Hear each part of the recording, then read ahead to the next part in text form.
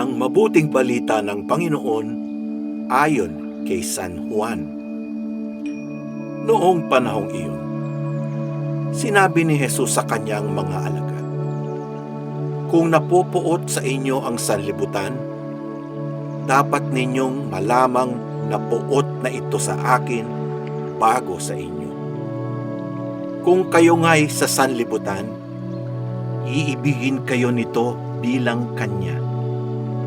Ngunit yamang hindi kayo sa sanlibutan, kundi pinili ko kayo mula rito, ito'y napupuot sa inyo.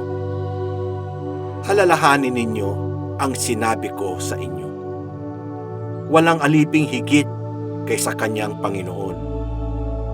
Kung ako'y inusig nila, uusigin din nila kayo. Kung tinupad nila ang aking salita, tutuparin din nila ang salita ninyo.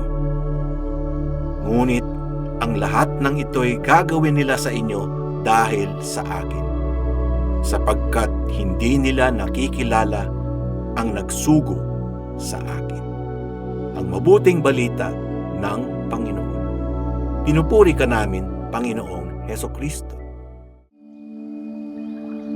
Kung ako'y inuusig nila, uusigin din nila kayo. Ang simbahan ni Kristo ay dumaan sa hindi mabilang na pagsubok, mula sa panlabas na pag-uusig hanggang sa mga sugat na dulot ng kahinaan mula sa loob. Sa bawat panahon, may mga nagtangkang wasakin ito, ngunit nanatili itong matatag sapagkat hindi ito gawa ng tao, kundi ng Diyos mismo. Ang mga tagasunod ni Kristo ay dumanas ng pang-aapi, panlilibak at maging pagpaslang, ngunit hindi kailanman naglaho ang liwanag ng pananampalataya.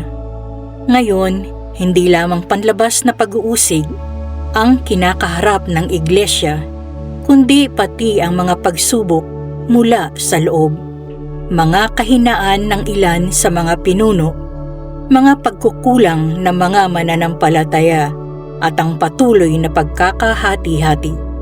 Ngunit sa kabila ng lahat, nanatili si Jesus na sandigan ng kanyang iglesia. Ang iglesia ay buhay na katawan ni Kristo, kaya kapit lang tayo kay Jesus. Kung dumanas man tayo ng sakit dahil sa ating pananampalataya, alalahanin natin ang bawat luha, sakripisyo at hirap ay may katubusan. Ang iglesia ay gawain ng Diyos at anumang sa Kanya ay hindi magigiba.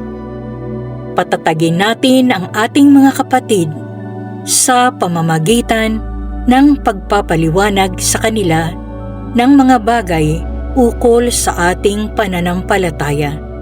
Kung sila ay nalalabuan at pagbibigay ng payo tuwing mayroong agam-agam at katanungan.